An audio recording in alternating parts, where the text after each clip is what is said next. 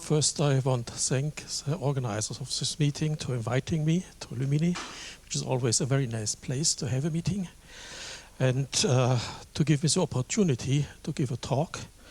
This talk has the title Braids and Galois groups, and will give a survey on some methods to realize finite groups as Galois groups over some finite over fields finite over Q, or small fields over Q, or Q itself, which are related with rigidity.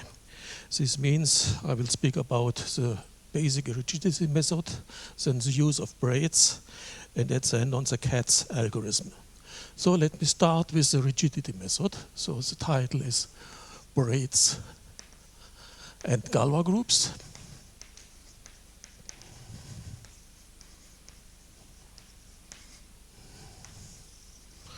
And the first is rigidity. So this is based on Riemann's existence theorem, which we have seen already several times. So we start with X, which is the Riemann sphere, P1C. We take some points, call it P1 up to PS, which is sitting inside the X. Then we define X dot to be the difference set, X minus S, and we take a point P inside this set. Then we can compute the fundamental group, so we get the P pi 1 of this X1 dot equals generated by G1, gamma 1 up to gamma, say, S. We have S points, and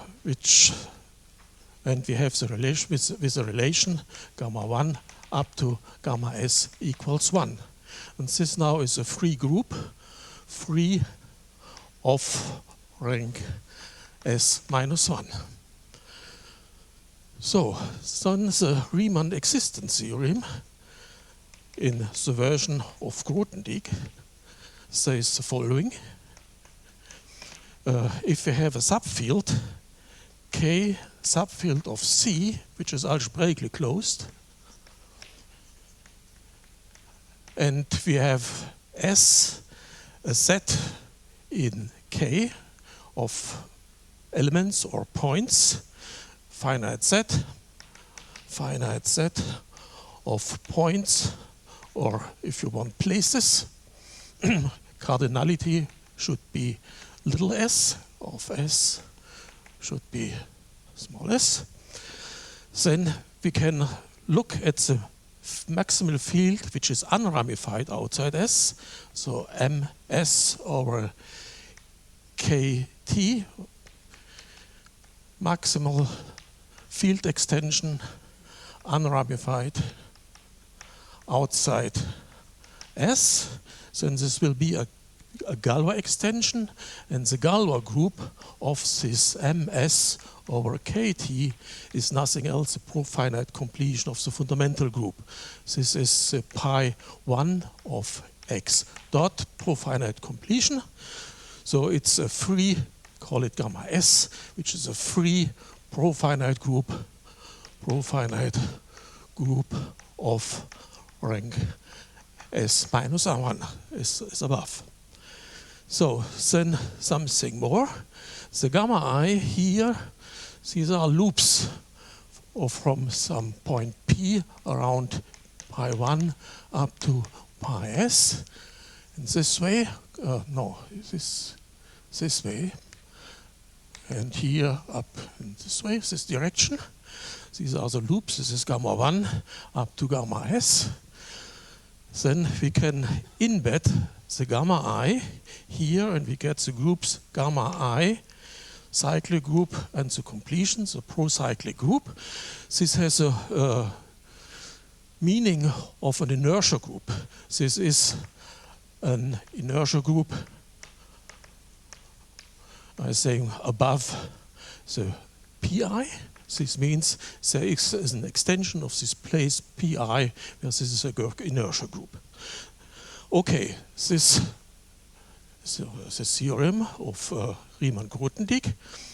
And now we are using the field K equals Q bar. And then we have the following. Then we have field extension over Q bar T to the MS. And we have a subfield QT. And the Galois group of this I'm calling delta, which is nothing else the absolute Galois group of Q.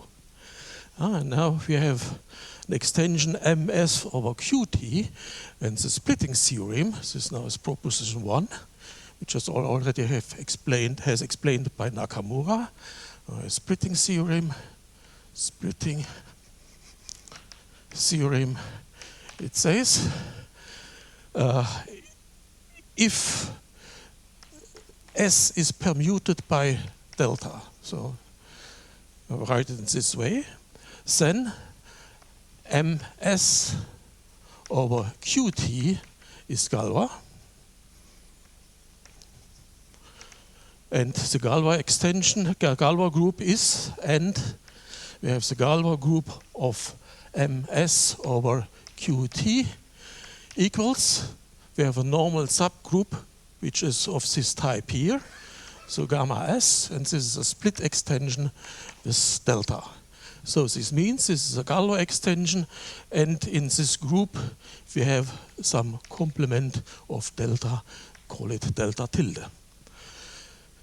And then the question is, what about the delta tilde? And here we can see, if we take some delta tilde inside delta tilde, which is the complement which is on the blackboard here, then it acts on the inertia elements. So we have gamma I delta tilde is conjugated to gamma, I'm writing delta I, it's also a generating element of an inertia group. So this means the permutation on the S here, and then power C delta. And the C delta, this is a cyclotomic character. This is a cyclotomic character. And this here is permutation by delta inside delta or delta tilde. With delta is a restriction, so I'm writing this here. Restriction of delta, which permutes elements of S. So we have some information about the action of this Galois group of delta tilde or of delta on this group here, but it's not a very good, not a very precise information. Yeah, we have seen in the talks of Nakamura that one can do a little bit better, but the things one can do better are not so explicit. And I need very explicit results, and so I'm starting with this point of view. Here I'm only with a cyclotomic character. So now we are interested to have maybe something like a Galois descent of the intermediate fields of the Galois extension here to some smaller field here, maybe over QT. So we want to have some information on Galois descent. And for this, we introduce the Hurwitz classification.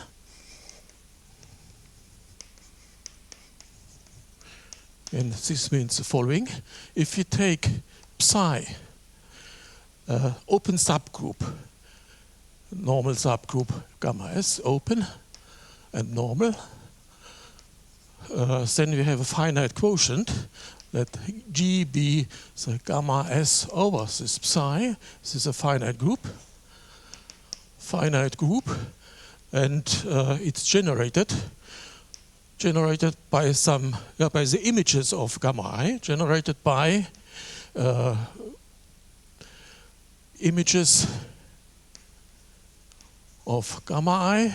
So we have G equals sigma 1 up to sigma r, generated by these elements. and we have the relation sigma 1 up to sigma s equals 1.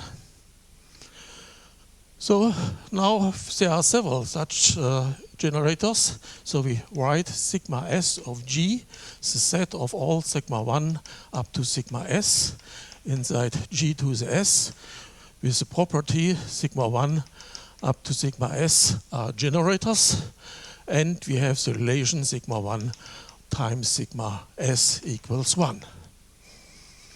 Then we have a map, then for each sigma, so this is a S tuple now, inside the sigma s G, we have an epimorphism onto G, so we have a sigma psi from gamma s to G, an epimorphism, which maps the gamma I onto the sigma I.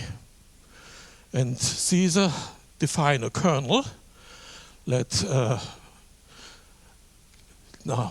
n sigma now be the fixed field of the ms by the kernel of the psi sigma. This is the kernel of the psi. Psi sigma, so I'm writing psi sigma here to notice this. So then we get an intermediate field of ms over COKT or Q bar T with Galois group n sigma over the Q bar T equals G, so or is isomorphic to G. It's an intermediate field. So now we can look at that action, delta tilde action. So delta tilde, and we can look at the image n sigma by delta tilde, or even first maybe the image of the kernel. So first kernel of psi sigma delta tilde, and this gives some kernel of psi sigma tilde. This defines this element here, and this then leads to a field n sigma delta tilde. And now one sees the field only depends on the restriction of delta tilde to delta. This equals n sigma delta with delta restriction of delta tilde. So we have an action on these intermediate fields. So before using this, I would write one second proposition, proposition 2, which says the following. This set sigma s G. Now these fields here are given by the classes of such sigmas up to outer automorphism. Since an outer automorphism leaves the field invariant, so mod all automorphisms of G classifies the intermediate fields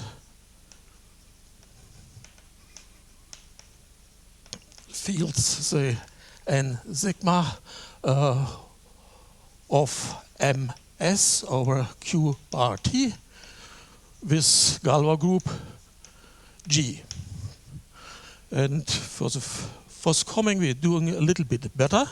We are writing sigma sg classes by the inner automorphism. This classifies the punctured or the fields with a class of outer automorphisms. So punctured. This was, I think, in the talk of Irene Bauer. Intermediate field, say with classes of outer automorphisms. So then we have an action now of delta tilde or delta. Then we have an action of delta tilde, and this is given from the elements of delta up to inner automorphisms, and delta on the n sigma with inner up to inner automorphisms. So in one case, so I'm writing corollary, in the case for all delta in delta, we have n sigma delta equals n sigma, and the group involved, and we assume the center of the group involved is trivial, or also may have a center in G, this helps the same. Then all delta, let this n sigma delta invariant up to inner automorphisms. This means that Qt is a field of definition of n sigma over Q bar T. What does it mean? It means we have a field, call it here n sigma delta, n sigma tilde, which is defined over Qt, such that the extension with Q bar gives the n sigma here. So we have a Galois extension in the inner case, we have a Galois extension n sigma tilde over here. So we have a Galois extension n sigma tilde over Qt with the property that n sigma tilde Q bar equals n sigma. And the Galois group here is isomorphic to G. So this means this group is realized as a Galois group over Qt and using Hilbert's irreducibility theorem even over Q.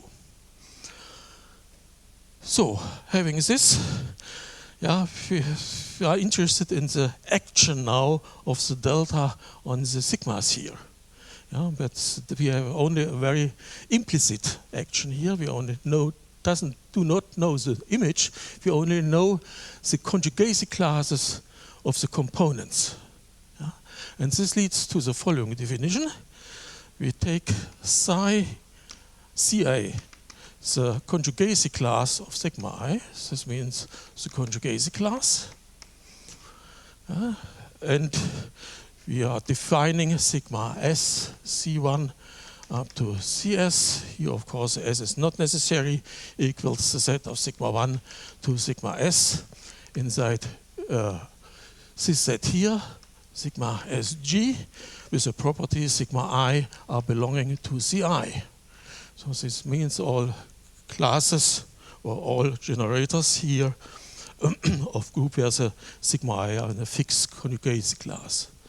Now we are saying sigma 1 or sigma in sigma Sc, this is for this tuple here, is rigid. That's the definition. If and only if this is only one orbit under inner automorphisms, this means the sigma C over Ng, this class has only one element. And we call it rational rigid or rationally rigid. Oh, we have a first one.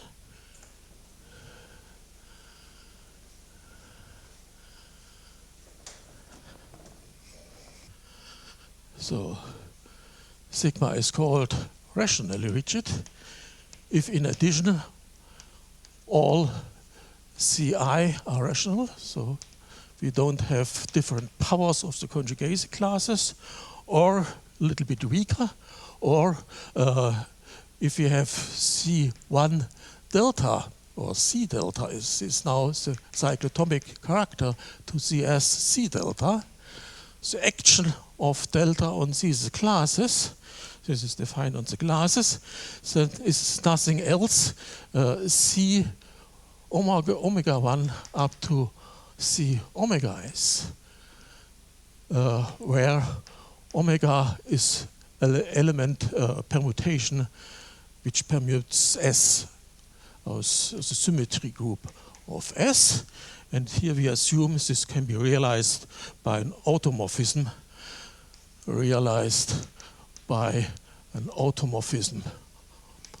of Q bar T. So this may change the ramification points, and this changement, then of course if we do this and this in the inverse way, then the set of classes is fixed. So then it's called rational rigid. So then we get the rigidity theorem, which is already used by Xi also, and Bierly, Fried, and others. Maybe in a very special form, the first was Xi. It says the following. If G is a group, finite group, with center of G equals 1, or the center has a complement in G, this gives the same proof, and we have sigma in sigma Sg, which is rigid, then it follows, and the first thing, there exists Kc over Q abelian. It's a small abelian field which is generated by the values of the characters on the involved classes. Yeah, this is a very explicit field, small abelian field, such that the KCT is field of definition of this n sigma here. So this means in this image we have a small extension of Q, that over this KCT we have a Galois extension with group isomorphic to G. So in case sigma is rationally rigid, so all classes are rational, or we have something with permutation, then the Kc can be chosen to be Q. So we have a Galois extension over Qt, and by Hilbert's irreducible theorem also over Q. Okay, let me just give you some examples. This now looks strange, but examples show that this is really sometimes the case. The first example equals the group G equals Sn, and we take a triple sigma 1, sigma 2, sigma 3, belonging to the classes, write 2 n minus 1 n. These are the 2 cycles, n minus 1 cycles, and n cycles. And then it is easy to see that the sigma is rationally rigid. It's very easy proof, goes back to Xi. And then we get, it follows that Sn is a Galois group over Qt regular, and then also over Q. And if you are looking at the fixed field of the An, then it's again a rational function field. So we get again that An is also a Galois group over Qt. Second examples, which shows the use of the symmetries. We take G equals the Massey group M12, and we take sigma 1, sigma 2, sigma 3 inside the classes of order 4, 4, and 12, or 10 here. This is again rational. Then we can see, okay, this is not really rigid, but if we use a symmetry group permuting these two elements, which can be realized inside Q bar T and also in Qt, then we get sigma is V rigid. The V is a group generated by this transposition here, by this here. And so we get the Galois group, so we get M12 as a Galois group over Qt. And again, the fixed field of M11 is rational, and so we get also M11 as a Galois group over Qt. So this is just done by looking at some nice generator sets.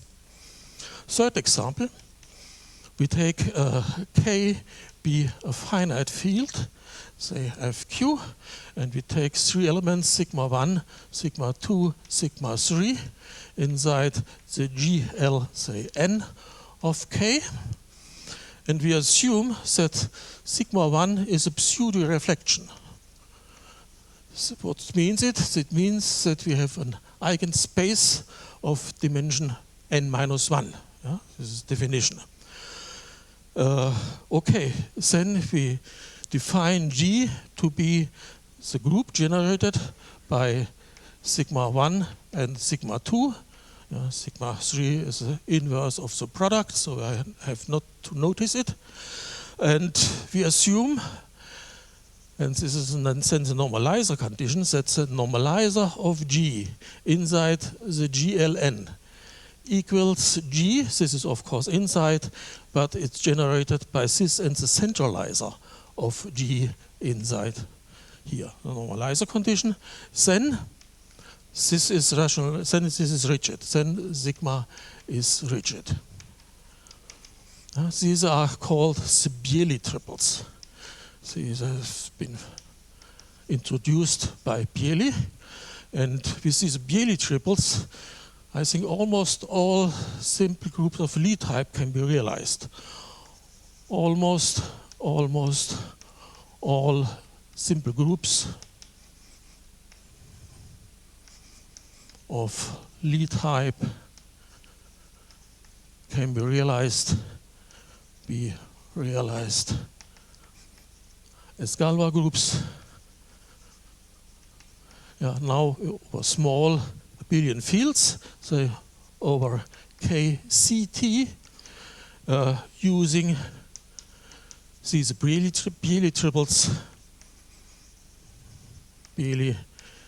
triples and variance.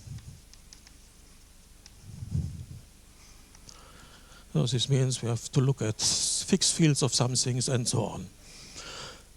So this means this is a method which works, at least in some nice cases. But at the last example we see we have here the KC. And if one has classes with here with a pseudo-reflection, then we have different powers of these reflections are different classes. So we do not have the chance with the automorphisms of QT over Q to have enough transformations to make it rational. So we have to have many classes and we have to have many actions. And the actions here are given by Braid actions. This we'll see now in the next section. Okay, so we have to generalize this method and we are going to come to the point of Braid orbits.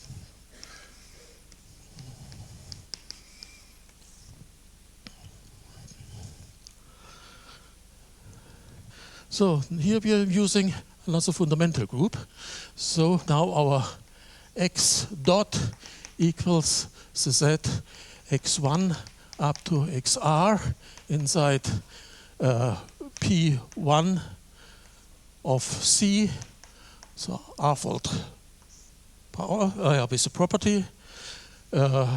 If the x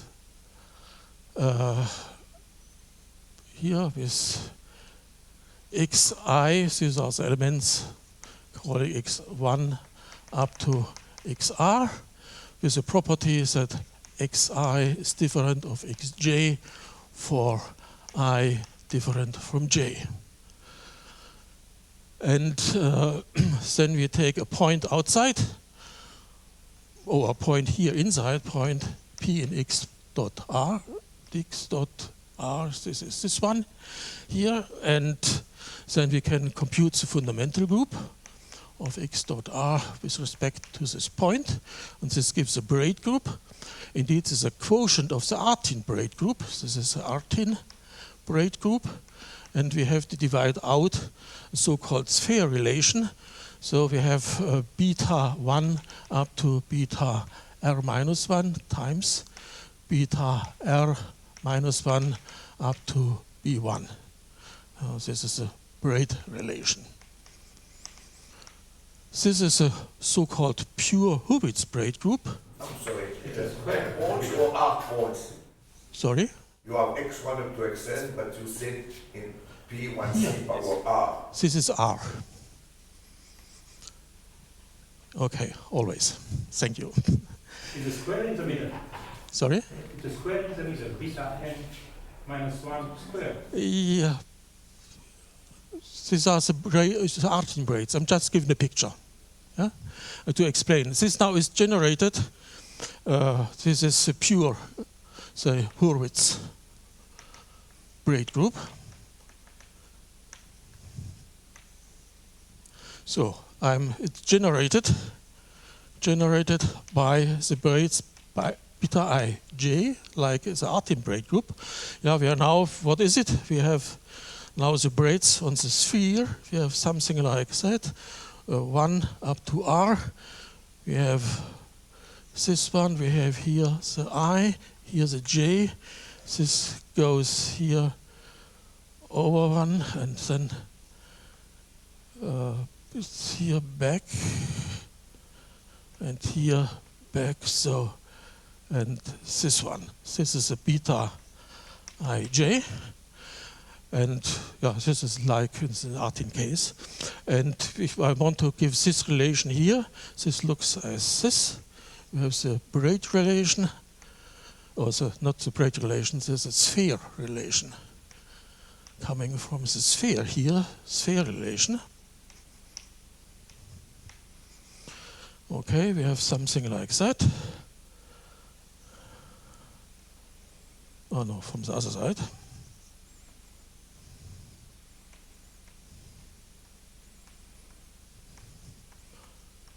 And here, and this is 1, and this is R. And you are seeing, if you have this relation here, you can go around the sphere here, and you get the identity. Yeah? This is the so-called sphere relation. Okay, then we get a theorem which is analog to the Riemann-Grothendieck theorem, which says the following. Okay, the field C of xr dot equals C now T1 up to TR. There's TA, A here, there's TI, here are the projections on the i's factor. Yeah? So theorem says the following: let MR be the maximal field extension, which is unramified, this over the C T1 over TR, which is unramified, over now this XR dot. Then it's again a Galois extension, and the Galois group is the Galois group of MR over the C T1 up to TR is nothing else. So here is each R dot head, which is a profinite completion of the pure Hurwitz braid group. This I'm defining to be HR, the pure Hurwitz braid group. And another thing, if the beta ij, the procyclic embeddings here, are inertial groups in this Galois extension over the ideals Ti minus Tj. These are valuation ideals. Again, in the same sense as in the last theorem. Okay, to use it, we have to know something about the braid groups and about the structure. And this is given in the next proposition. This is proposition 3. So if you are, first part, if you are defining gamma I to be beta IR, then we have a group which is generated. Then we have first gamma 1 up to gamma R equals 1. This is coming from the sphere relation. And we can define the gamma R minus 1, of course, here up to BR minus 1. And we have the gamma I R minus 1 is a free profinite of rank R minus 2. So we have a picture similar to the case in the first section. The second is Beaton's B. It's a HR hat, the poor finite completion, equals the gamma R minus 1. And this group has a complement which is isomorphic to the pure Hurwitz braid group 1 less. And we have an action. This action of this group here given by the braids. Yeah, it's the usual braid group, this braid action. So this is a very explicit action now. And the second is, if we are, or end, I would write an end, we can look at the fixed field of this here. If we are taking MR fixed by gamma R minus 1, then we get the field which is belonging to the Hurwitz braid group 1 less, so MR minus 1. So the TR, the differences over this TR are not ramified, and the TR then is fixed. So in the case, this of course is, I should write, this is true for, say, K subfield of C algebraically closed. So as in the first section, so it's the same argument. So now we have the following picture. We have this MR. We have then the MR minus 1 TR. We can go to MR minus 2, TR minus 1, and TR, and so on, up to the Q bar, and then T1 up to TR. So nice tower of fields. And inside we have the Q T1 up to TR. And we can again ask about things like Galois descent. And this now gives the following proposition 4. So first thing, the splitting theorem holds here. So we have a complement of this delta here inside this Galois group. And splitting theorem holds for MR over QT1 up to TR. The second is the action via the cyclocomic character. Action via cyclotomic character on the inertia elements, also on the beta ID holds. Again, the same argument. And last thing is Hurwitz classification for the MR now over MR minus 1 TR. Here we have a free group of R minus 2 generators holds. So we have the same picture now as in the first section, but now, this holds, and I should write holds with an HR action, with the action with the braids.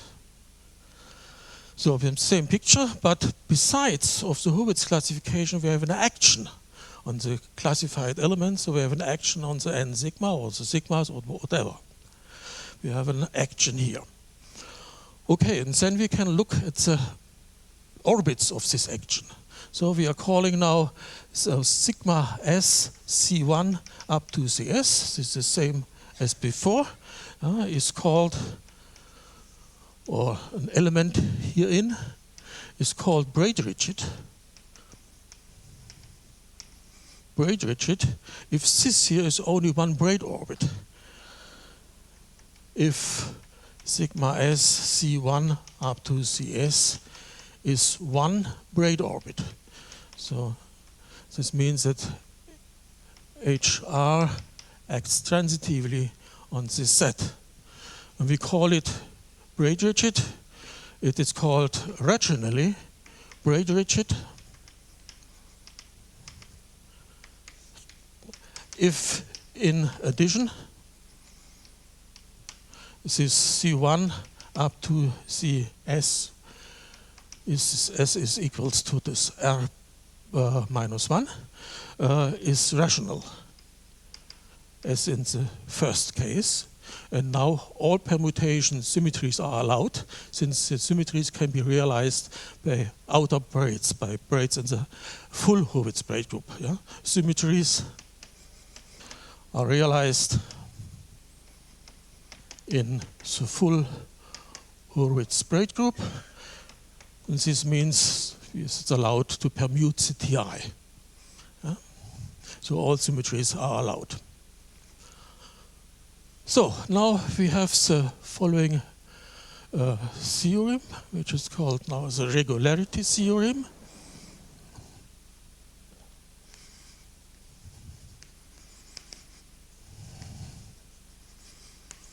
It says the following: if you have a group G, finite group, with center of G equals 1, or has a complement inside G, and sigma SG is braid rigid, then the following holds. Then there exists a KC over the little kc, which is the old one, a small abelian extension of Q, which is regular. This means we don't have more constants. Regular such that this KCTR is a field of definition for our extension n sigma, this Hurwitz classification, and then over the MR minus 1, and here I'm writing TR, so TR. This means we get some nice field of definition with very small number of constants, with a small field here. And in addition, in case the sigma, the S, is rationally braid rigid,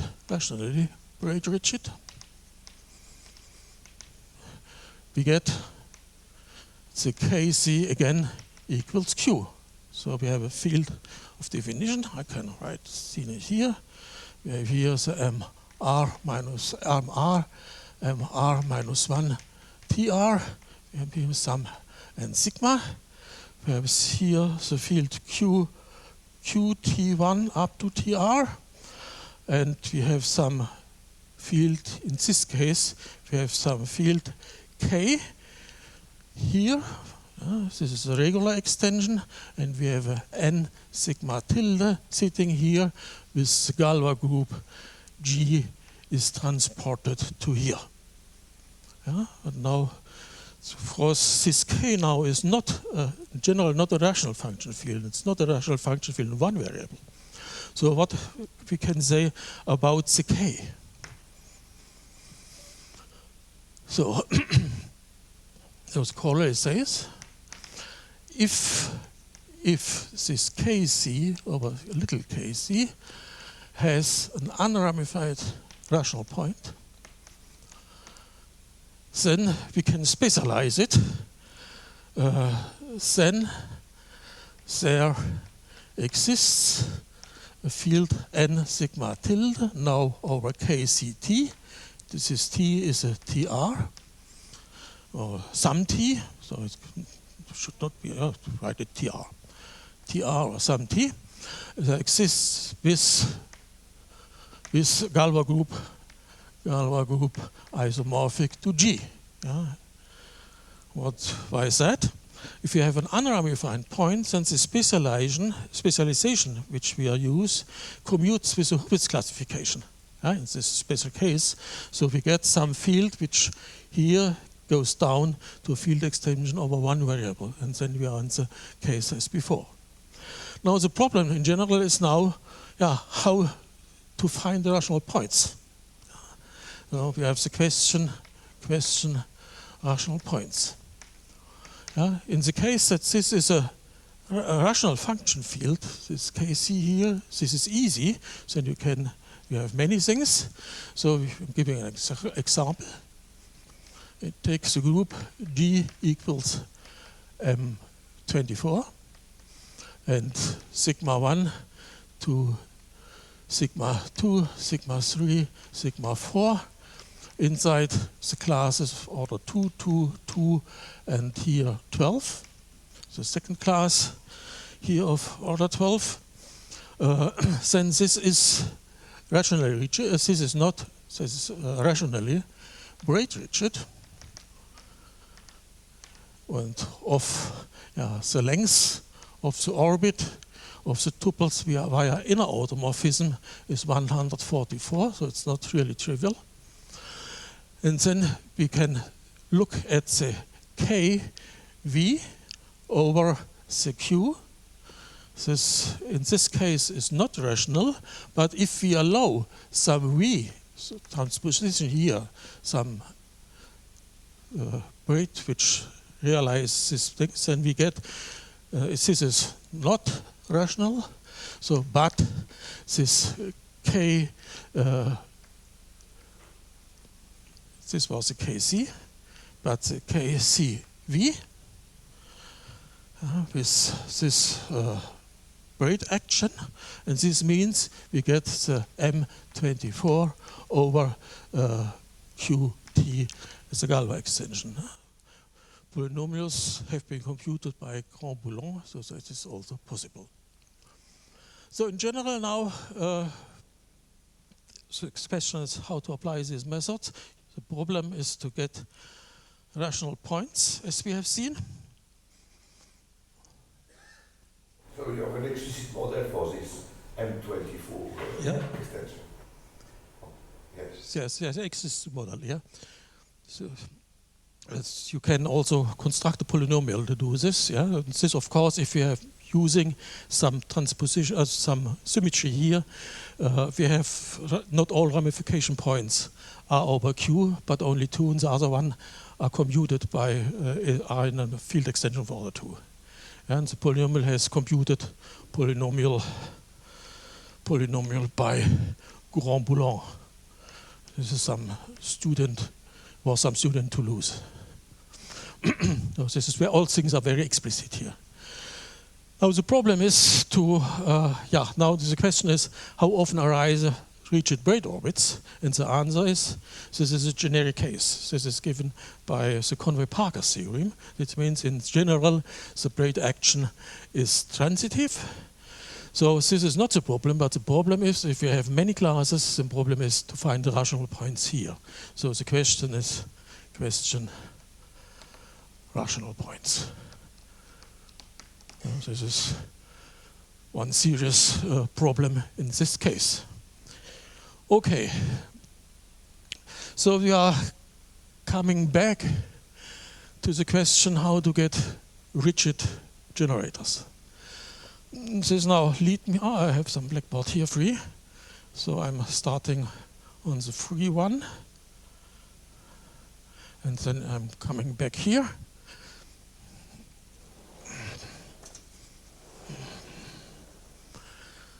So the last point is the Katz algorithm.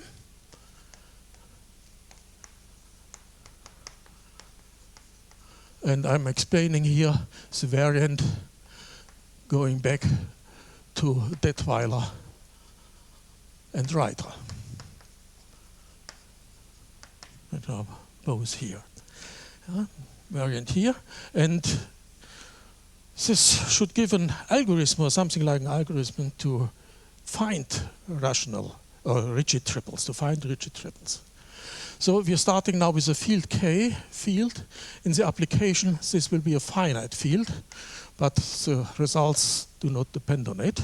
So it's only finite, and we take sigma 1 up to sigma r elements in GLNK elements here.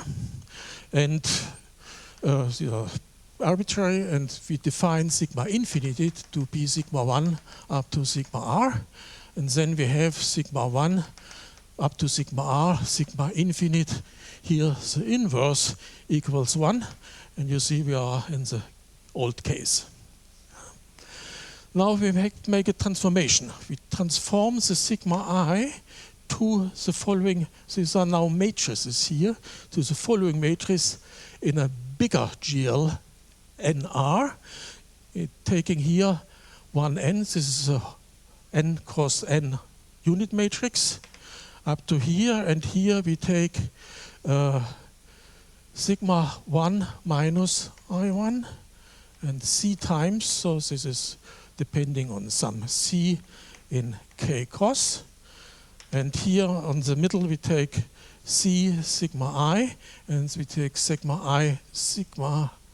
I plus 1 minus 1 unit matrix up to sigma R minus 1n unit matrix. Here is this line, and then it goes this line 1n up to 1n.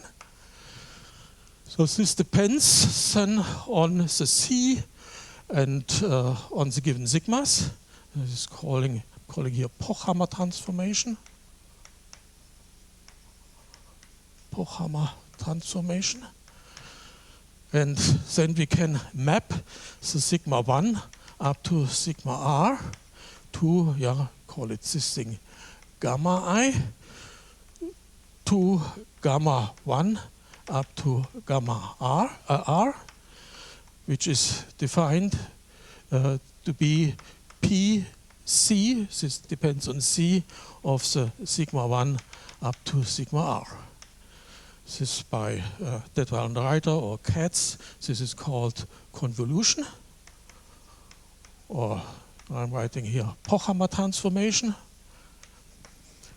Then this is now sitting, these elements are sitting inside GLNR from K, which has much more lines as before.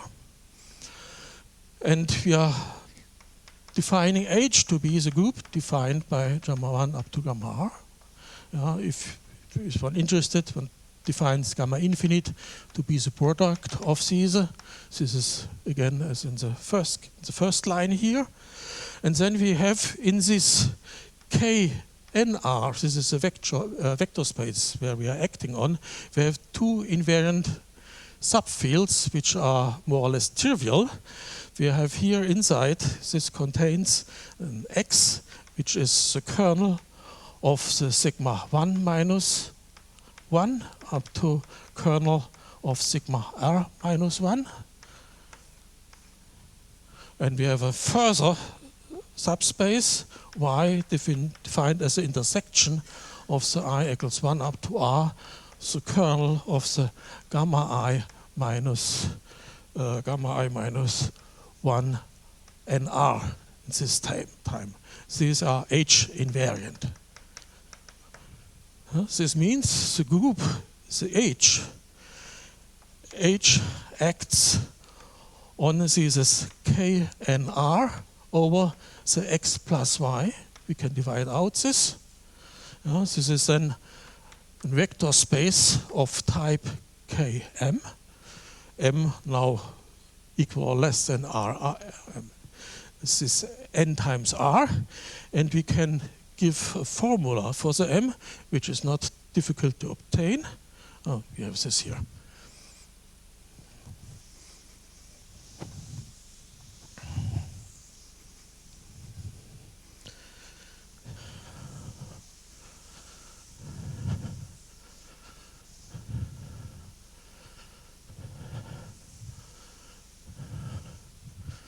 I'm writing a remark.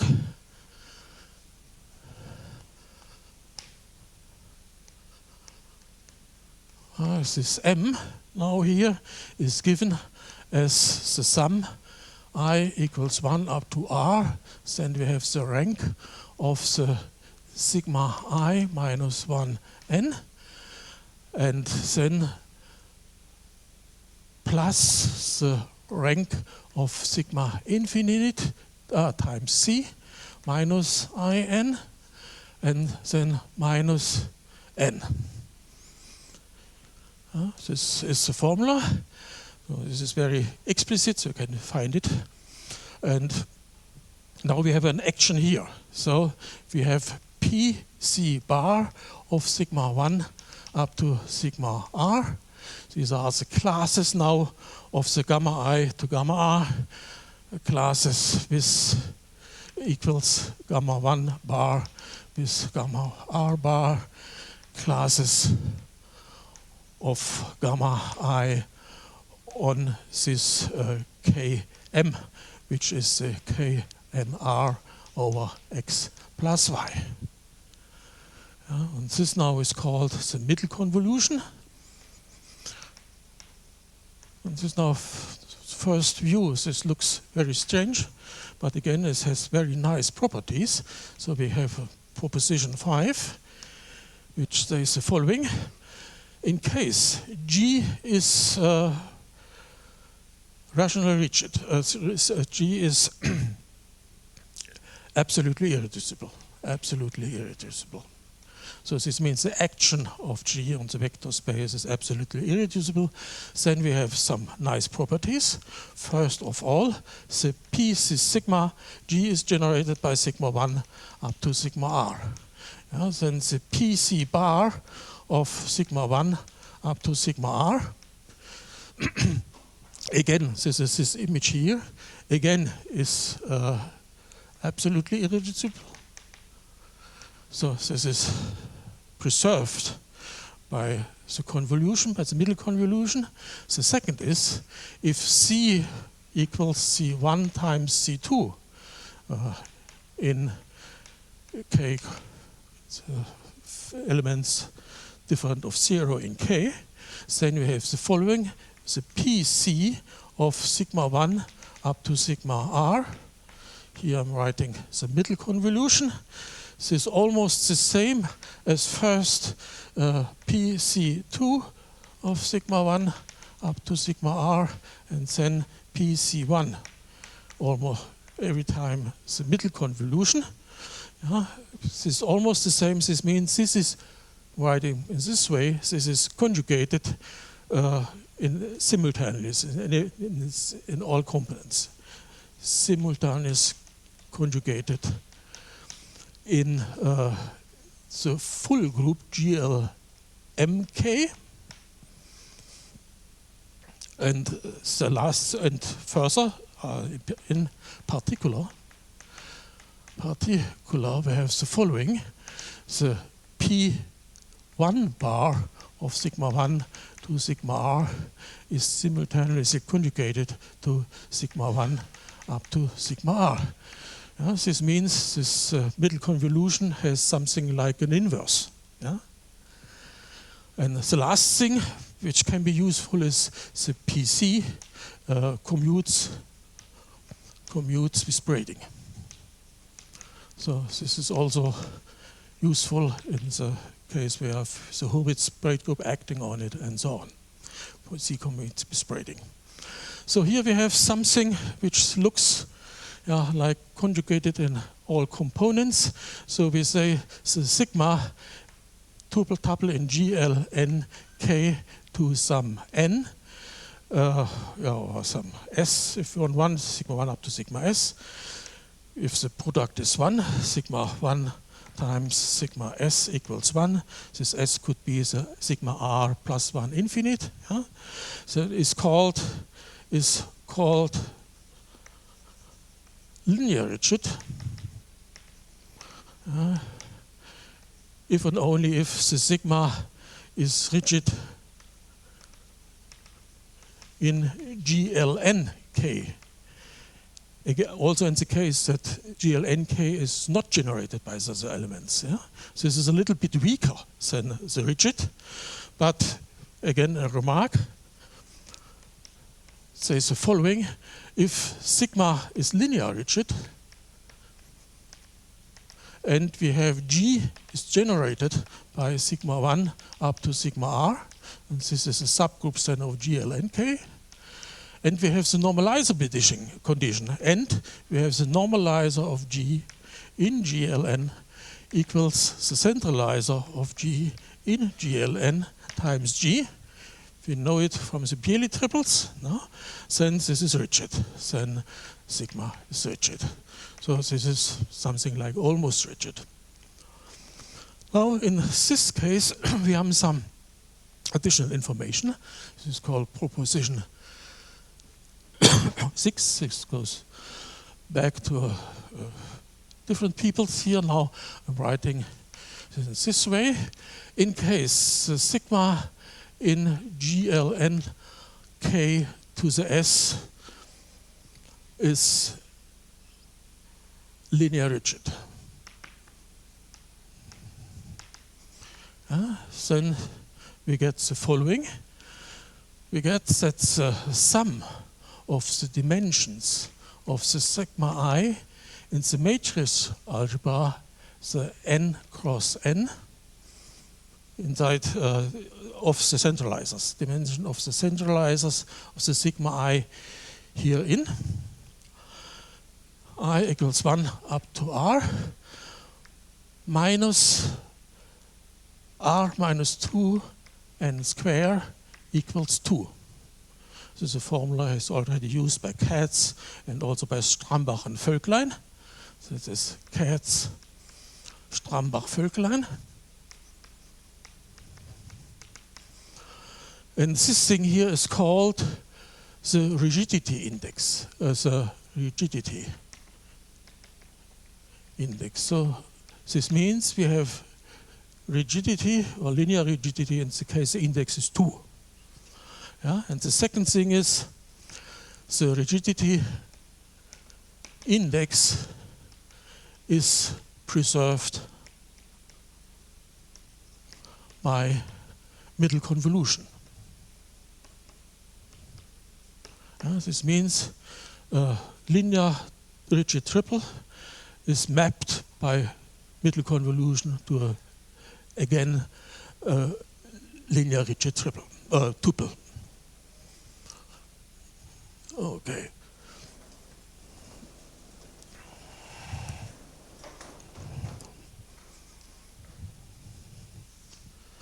So time is going at the end, I see. So I have just end and maybe giving the examples only in an oral way. So we have the main properties already on the table. So then we have this, then we have the theorem, which now is Katz and Detweiler and Reiter, which says the following. Which is astonishing is one sees it for the first time. If we have sigma 1 up to sigma s inside GLN of k, we are assuming here that k equals k bar, so it's algebraically closed. And we have, this is linear rigid. Rigid. Then it follows, this sigma is connected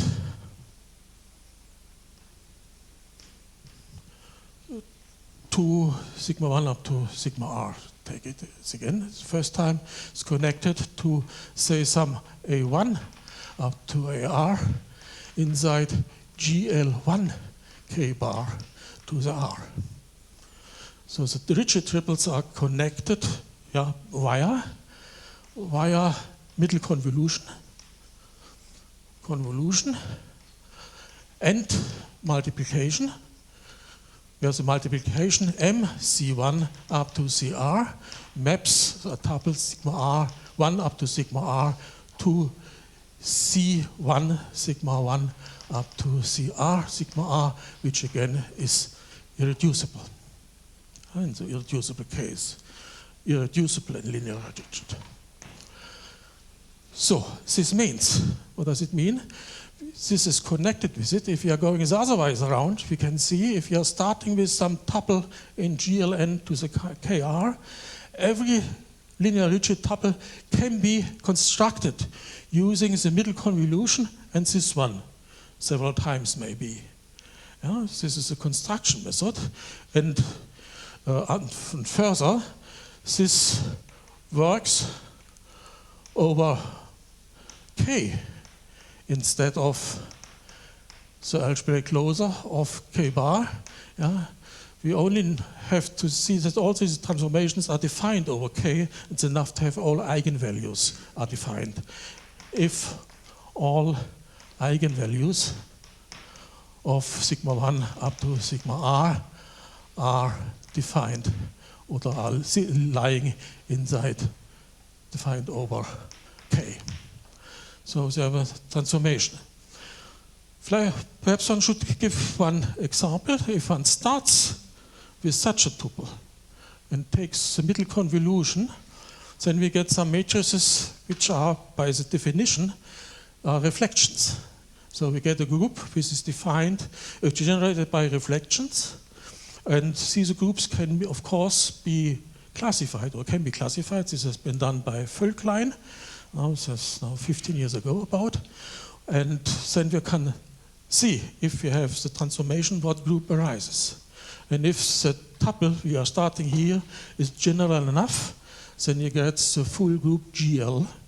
If it's more special, you get some groups, in the most cases, which are invariant by some quadratic forms. Yeah, time is over, so I cannot write it on the blackboard. But you see, we have nice applications. But one thing has to be pointed out. If one is interested now in a rigid tuple or linear rigid tuple in some group, it's very difficult, since we are here always changing the groups, to navigate from such a tuple to some tuple in some fixed group. Yes, it's very complicated to control the groups. So we have now a method to generate many rigid tuples, but it's difficult to control the groups. So at the end, I can say we have some methods to realize Galois groups, like rigidity, Braid groups, or here Katz algorithms, which are nice, have nice applications in some area. But if one is thinking of the big question, the inverse Galois problem, every method has a weak point, which is hard to overcome. So at the end, the inverse problem is not solved up to now. So thank you, and thank you for the patience.